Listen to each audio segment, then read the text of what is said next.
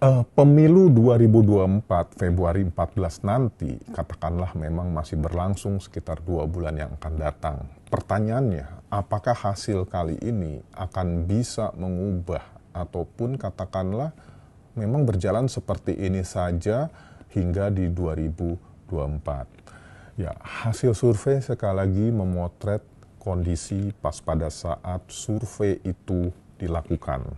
Ya, jadi dia sebenarnya tidak melihat situasi pas pada saat pemilu yang akan datang. Makanya pertanyaannya selalu dalam berbagai model yang kami kembangkan, model pertanyaan terbuka, model pertanyaan simulasi, termasuk simulasi pilihan coblosan, ya, itu berbicara kondisi ketika survei dilakukan. Nah, ketika survei dilakukan ini seperti yang kami publikasikan di sini, sudah tampil konfigurasi urutannya dari masing-masing pasangan calon. Pertanyaannya, apakah nanti akan berubah atau tidak? Ya.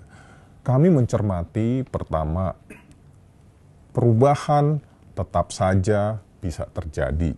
Ya, perubahan tetap saja bisa terjadi. Perubahan dalam artian apa? Ada 2 kategorisasi perubahan di sini. Yang pertama tentu bisa jadi hasil yang terjadi sekarang akan berubah. Dalam artian di sini adalah pertama justru terjadi pengurangan posisi ataupun proporsi pilihan dari masing-masing. Apakah Pak Prabowo yang menjadi berkurang, atau justru pasangan lain yang menjadi berkurang, nomor 1 atau nomor 3 masih saja memungkinkan itu terjadi. Itu yang pertama. Jadi sangat dinamis. Yang kedua, kita juga melihat di sini pergerakan dari undecided voters-nya. Ya. Karena apa? Survei kali ini memang menjadi berbeda ketika muncul undecided voters yang sedemikian signifikan. Nah, kalau kita cermati di sini, undecided voters-nya bisa saja dia mengubah situasi. Ya, bisa saja mengubah situasi. Kemana sekarang masing-masing pasangan ini bisa mempengaruhi undecided voters ini? Mereka yang tadinya tidak mau memilih menjadi memilih. Mereka yang tadinya split pilihan menjadi terfokuskan pada pilihan. Dan jumlahnya, katakanlah, relatif masih cukup signifikan.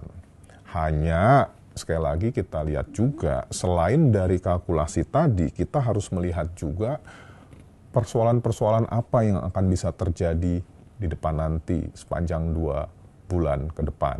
Tentu yang paling dominan kita lihat bagaimana dinamika kontestasi ini bisa berlangsung di dalam konteks persaingan ketika mereka berhadap-hadapan di dalam menceritakan atau menyampaikan dari program-programnya.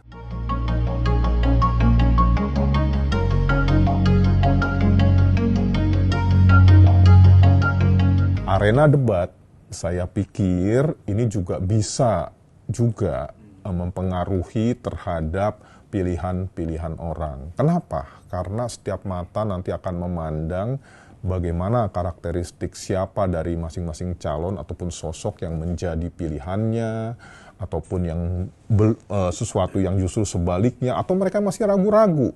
Mereka akan menonton ataupun melihat seperti apa. Walaupun beberapa hasil-hasil survei di masa pemilu lalu kelihatannya sih ya tidak terlalu mempengaruhi, tapi kita lihat agak berbeda sekarang ya.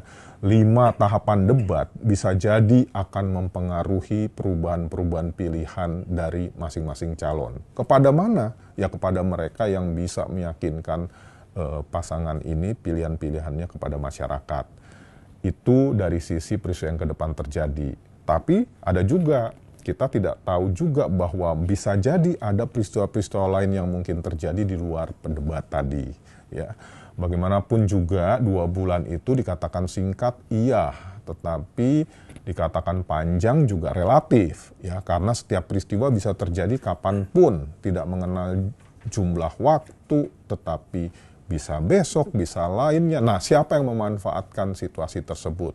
Terutama terkait dengan masalah misalnya blunders politik yang dilakukan oleh masing-masing calon. Kemana nih? Akan memperkuat dari salah satu calon kah? Atau mendelegitimasikan posisi politik daripada pak calon itu? Atau lari kepada calon yang lain? Semuanya akan berpindah-pindah tergantung daripada dinamika yang terjadi di dalam 2 bulan ke depan.